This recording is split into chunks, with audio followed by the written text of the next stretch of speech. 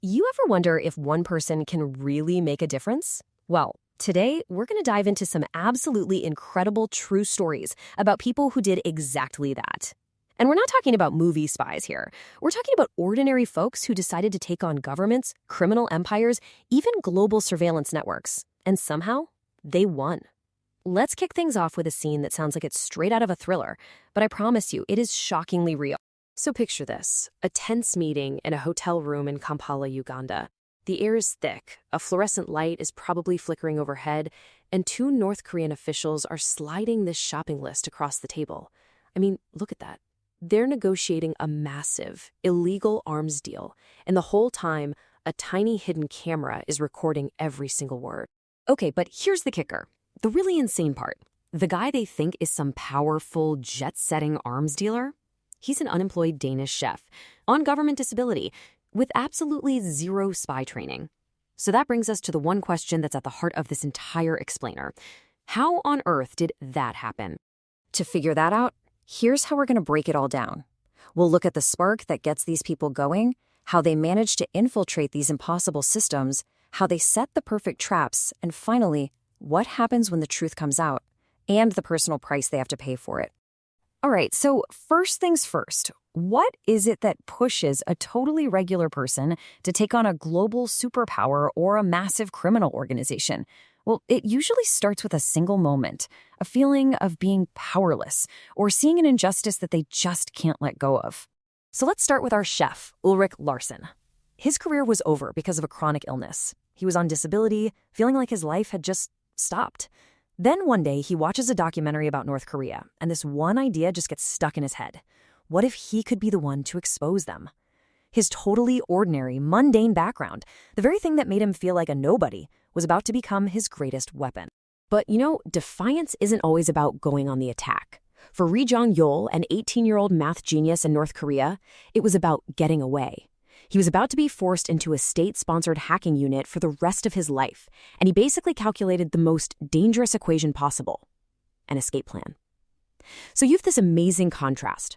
While Ulrich was fighting to get into North Korea's inner circle, Ri Jong-yol was fighting desperately to get out.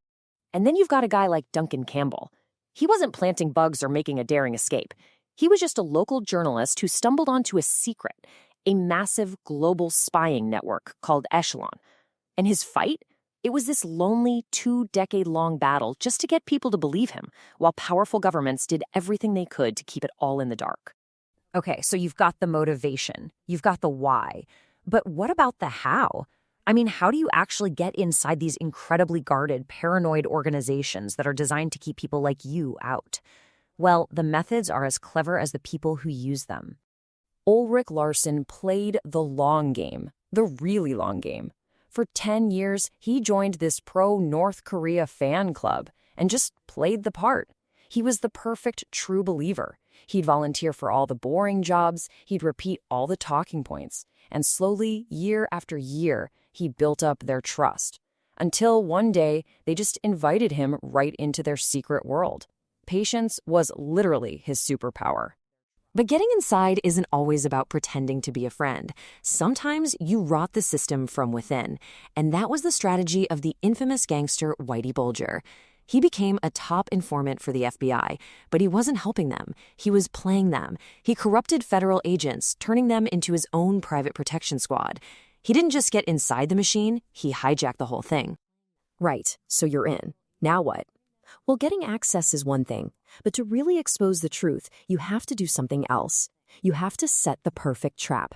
You have to lure your targets into revealing their own crimes in a way that the world simply cannot ignore. This quote just nails the psychology behind a great trap. Think about the U.S. Marshals. They had to arrest hundreds of violent fugitives, but instead of kicking down doors, they set up a fake company and invited 101 of them to a party, promising free tickets to a pro football game. And it worked. Their greed just completely steamrolled any common sense they had.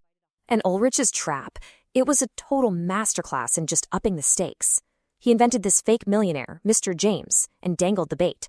First, the North Koreans offered him some small deals. Then, they got comfortable and gave him a tour of a secret underground weapons factory.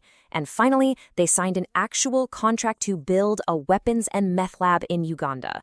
Ulrich didn't just catch them talking about it, he got them to sign on the dotted line. And today, in the digital age, these traps can be even more destructive. See this number? 71,843. That's how many emails the hacker group Anonymous stole from a security firm called HB Gary. After its CEO went on TV and threatened to expose them, they didn't just hack him, they dismantled his entire company in 72 hours. It just goes to show you, a digital trap can be brutally efficient. So, the trap is sprung. The secrets are captured on camera. What happens next, when these hidden truths are finally blasted out into the open for everyone in the world to see? When the documentary The Mole came out with all of Ulrich's footage, the fallout was just immediate. And it was huge. North Korea, of course, officially said nothing, but behind the scenes, intelligence sources called it the most severe embarrassment the regime had ever faced. Their Western point man was screaming that it was all propaganda, while the UN was launching a formal investigation based on the evidence. The world saw everything. But the world doesn't always want to see the truth. When Duncan Campbell first published his research on the Echelon spy network, this massive global surveillance system, this was the reaction. He was dismissed, laughed at. For years, officials just called him a conspiracy theorist and denied it even existed. It shows that sometimes the hardest part isn't getting the truth out. It's getting anyone to actually listen. And that brings us to the last and maybe the most important part of the story. Because exposing the world's biggest secrets, well, it comes with a heavy price. These acts of courage leave a permanent shadow on the lives of the people who were brave enough to do them. Yeah, victory is never clean.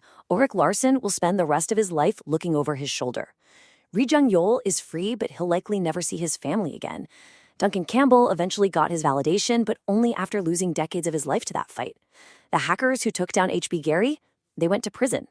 And even the master manipulator, Whitey Bulger, met a brutal end in prison for being an informant. For every single one of them, the win came with a scar that's never going away.